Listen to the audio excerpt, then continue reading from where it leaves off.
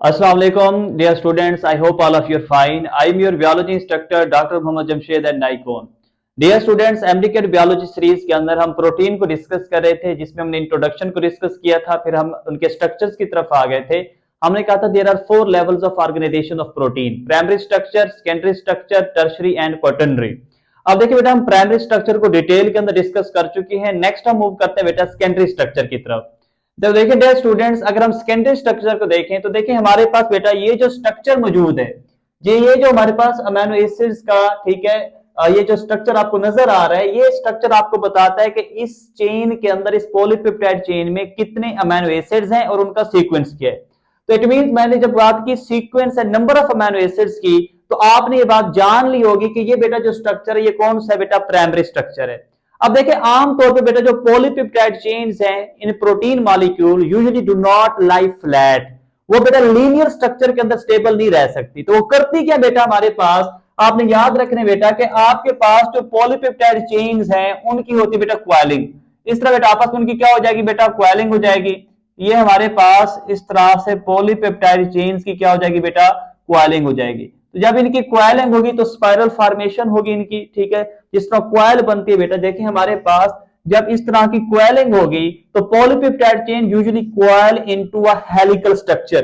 तो क्वाइलिंग के बाद, ठीक है, हमारे पास जो स्ट्रक्चर बनेगा कौन सा बनेगा, हेलिकल स्ट्रक्चर बनेगा, या कोई और रेगुलर कॉन्फ़िगरेशन बन सकती है, कोई और शेप बन सकती है। तो मोस्ट कॉमनली बेटा हमारे पास जो सेकेंडरी स्ट्रक्चर है, ठीक है, वो आपके पास है अल्फा हेलिक्स। तो आपने बेटा याद रखना है कि जो अल्फा हेलिक्स है it is a most common, ये बेटा एमसीक्यूज है कि मोस्ट कॉमन जो आपके पास सेकेंडरी स्ट्रक्चर बेटा वो कौन सा स्ट्रक्चर है, दैट इज अल्फा हेलिक्स।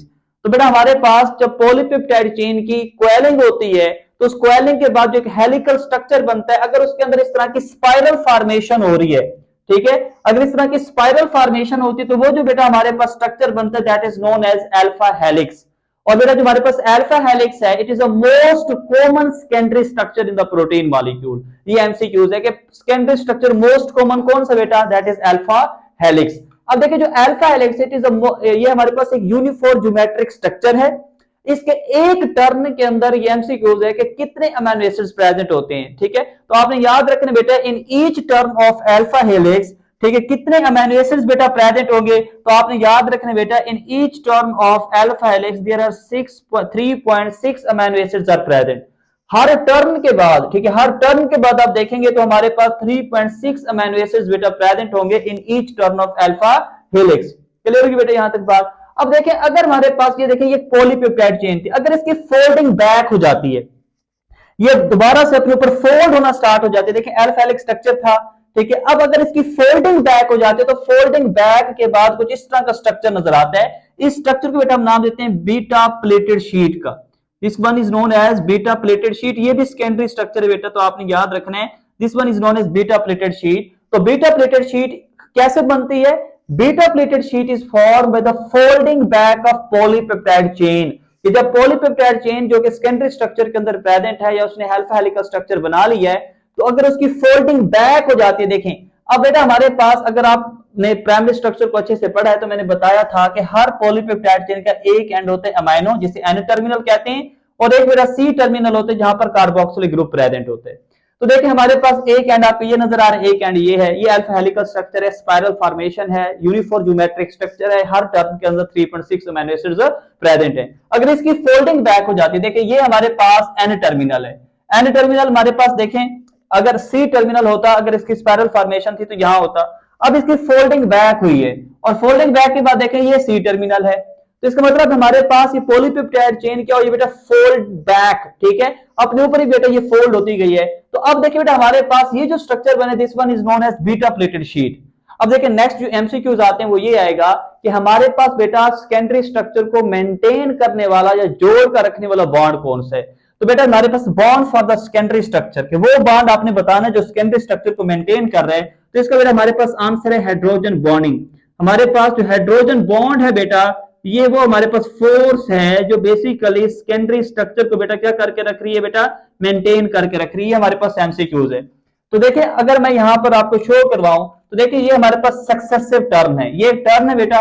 तो in each successive term of helix हमारे पास यहां पर एक अमीनो एसिड प्रेजेंट होगा, यहां पर दूसरा, तो हर दो अमीनो एसिड के दरमियान देखें, एक अमीनो एसिड का ये हमारे पास हाइड्रोजन और दूसरे का पार्शियल नेगेटिव हमारे पास ऑक्सीजन, इन दोनों के दरमियान एक फोर्स डिवेलप हो रही है। क्या डिवेलप हो रही है बेटा? इस फोर्स को बेटा हम क्या नाम देते हैं? This one is known as hydrogen bonding. तो आपने याद रखना बेटा इन ईच टर्न, ठीक है, इन जो सक्सेसिव टर्न्स है, देखिए ये एक टर्न है, तो ये दूसरा टर्न आया, तो हमारे पास यहाँ जो अमीनो एसिड होगा, दूसरा यहाँ जो अमीनो एसिड एक दूसरे के आमने सामने मौजूद है, तो एक अमीनो एसिड का हमारे पास ऑक्सीजन और दूसरे अमीनो एसिड के अमीनो ग्रुप पे मौजूद हाइड्रोजन, तो ये देखिए ये पार्शियल पॉजिटिव, ये इलेक्ट्रोपॉजिटिव एटम हाइड्रोजन हो गया और ये इलेक्ट्रोनेगेटिव ऑक्सीजन एटम हो गया। इनके दरमियान बेटा क्या डिवेलप हो जाती है? हाइड्रोजन बॉन्डिंग डिवेलप हो जाती है। ठीक है, तो बेटा सेकेंडरी स्ट्रक्चर के अंदर जो फोर्स प्रेजेंट है that is known as hydrogen bonding. Clear होगी बेटा? तो ये अल्फा हेलिक्स का स्ट्रक्चर है, अल्फा हेलिक्स है, that is the most common secondary structure. ठीक है, ये इसकी स्पाइरल फॉर्मेशन होती है, और अगर बेटा पॉलीपेप्टाइड चेन बेंड हो जाए और फोल्ड बैक हो जाए, ठीक है, तो वो क्या बनाएगी? Beta pleated sheet. तो यहां पर भी देखें, आपके पास देखें हाइड्रोजन और ऑक्सीजन के दरमियान ये जो फोर्स बेटा मौजूद है, इस फोर्स, इस बॉन्ड को बेटा आप क्या नाम देते हैं? This one is known as hydrogen bonding. Clear होगी बेटा? तो सेकेंडरी स्ट्रक्चर के अंदर बेटा हाइड्रोजन बॉन्डिंग प्रेजेंट होती है, जो सेकेंडरी स्ट्रक्चर को बना रही होती है। अब नेक्स्ट हम मूव करते हैं बेटा टर्शियरी स्ट्रक्चर की तरफ। तो देखिए बेटा अगर हम टर्शियरी स्ट्रक्चर की बात करें, ठीक है, तो बेटा इसमें होता क्या है? ये आपके पास सेकेंडरी स्ट्रक्चर था, ये पॉलीपेप्टाइड चेन थी जो प्राइमरी स्ट्रक्चर से बनी थी, इसके अंदर बेटा क्या होती है? कॉइलिंग हुई थी। तो बेटा कहते हैं usually polypeptide chain bend and fold upon itself. ठीक है, बेंड होगी, इसकी क्या होगी बेटा? बेंडिंग, और बेंडिंग और फोल्डिंग बैक के बाद, ठीक है, ये क्या बनाएगी बेटा? एक ग्लोब्यूलर स्ट्रक्चर बना देगी। कौन सा स्ट्रक्चर बनाएगी बेटा? आपने याद रखने, ग्लोब्यूलर स्ट्रक्चर बनेगा। तो ये जो बेटा आपके पास ग्लोब्यूलर स्ट्रक्चर है, this one is known as tertiary structure बेटा। तो polypeptide chain bend and fold upon itself forming a globular structure. तो ये जो गोल एक स्फेरिकल बेटा शेप के अंदर जो स्ट्रक्चर बनेगा that was known as a globular structure. अब इस ग्लोब्यूलर स्ट्रक्चर के अंदर हम लोगों ने देखना है कि कौन से बॉन्ड्स है जो इस ग्लोब्यूलर स्ट्रक्चर को बना रहे हैं। तो हमने यहां से जूम आउट किया, जूम आउट करने के बाद एक सेगमेंट देखा, देखिए ये एक अमीनो एसिड है, दूसरा ये है, एक अमीनो एसिड का हाइड्रोजन और दूसरे अमीनो एसिड का जो ऑक्सीजन है, इनके दरमियान कौन सा बॉन्ड है बेटा? पहला जो बॉन्ड आपको नजर आ रहा है दैट इज हाइड्रोजन बॉन्ड। तो पहला बॉन्ड जो टर्शियरी स्ट्रक्चर के अंदर प्रेजेंट है, ये आपके पास क्या बेटा? हाइड्रोजन बॉन्ड है। दूसरा देखें, ये आपके पास NH3 पॉजिटिव है, अमोनियम आयन है, पॉजिटिव आयन, और ये बेटा दूसरे अमीनो एसिड का हमारे पास नेगेटिव आयन है। तो कैटाइन और एनाइन के दरमियान ये जो बॉन्ड बनेगा बेटा, इस बॉन्ड को आप क्या नाम देंगे? That was known as ionic bond. तो देखिए बेटा आपके पास एक अमीनो एसिड का नेगेटिव, ठीक है, ऑक्सीजन नेगेटिव आपको नजर आ रही है, दूसरे अमीनो एसिड में अमोनियम आयन जो कि पॉजिटिव है। तो पॉजिटिव कैटाइन और नेगेटिव एनाइन के दरमियान जो बॉन्ड बनते हैं उससे क्या नाम देते हैं? एनिक बॉन्ड का। तो इसका मतलब पहला जो बॉन्ड है वो हाइड्रोजन बॉन्ड है, दूसरा कौन सा है? एनिक बॉन्ड है, जो टर्शियरी स्ट्रक्चर को क्या करे बेटा? मेंटेन कर रहे हैं।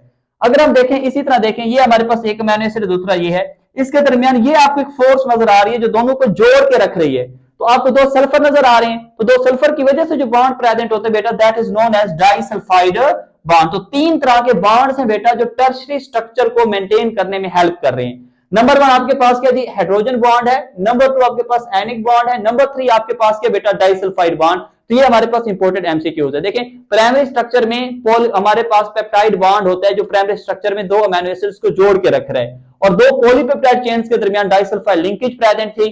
फिर हमने कहा सेकेंडरी स्ट्रक्चर है जिसके अंदर कॉइलिंग होती है, स्पाइरल फॉर्मेशन होती है, ठीक है, folding back of polypeptide chain होती है, तो बीटा प्लेटेड शीट बनती है, अल्फा हेलिक्स स्ट्रक्चर मौजूद है जो कि मोस्ट कॉमन सेकेंडरी स्ट्रक्चर है। उसके अंदर क्या थी बेटा? हाइड्रोजन बॉन्ड प्रेजेंट थे।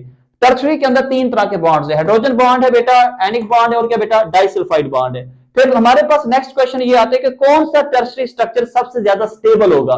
तो कहते हैं मोस्ट कॉमन जो स्टेबल टर्शियरी कन्फर्मेशन या जो शेप है वो होगी जिसके अंदर बेटा जो हाइड्रोफोबिक अमीनो एसिड्स हैं। कौन से अमीनो एसिड्स बेटा? हाइड्रोफोबिक अमीनो एसिड्स जो कि नॉन पोलर होते हैं। तो हाइड्रोफोबिक अमीनो एसिड जिसके अंदर बेटा मौजूद होंगे इनसाइड और बरीड इनसाइड, ठीक है, इनसाइड ऑफ द ग्लोब्यूलर या टर्शियरी प्रोटीन। तो अगर देखें ये हमारे पास अंदर की तरफ ये जो अमीनो एसिड्स नजर आ रही है हाइड्रोफोबिक है। तो अगर अंदर की तरफ से जो अमीनो एसिड्स होंगे वो हाइड्रोफोबिक होंगे और बाहर वाले जो अमीनो एसिड्स होंगे वो क्या होंगे बेटा? हाइड्रोफिलिक अमीनो एसिड्स होंगे।